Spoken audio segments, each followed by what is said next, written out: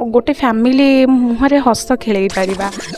Hello मो Vishakha Sahu JTS रे अछि 2024 रे मोर पोस्टिंग हेतला जेटीएस रे।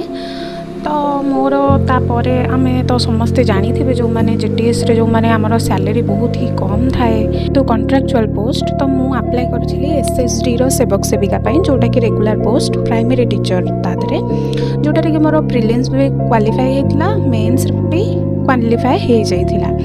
किंतु एबे जो सिचुएशन टा आमे देखुचे आमर भी जेटीएस को रेगुलर करा जाइछि आमर घोषणा हे सारी छि सेटा केबे हबो अवश्य मु जानिनी।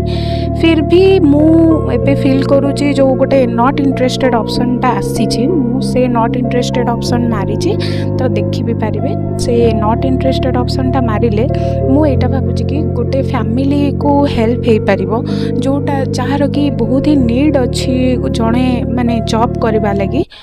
तो से मु तो नॉट इंटरेस्टेड ऑप्शन मारी सारी जदि आपणकर बहुत अधिक जरूरी नाही जॉब आवश्यकता सेमती नाही एसएसडी जेहेतु आमर आधे एरियर घरिका भी मिलिबो तो आमे गोटे फैमिली मुहरे हस खेल पारिबा।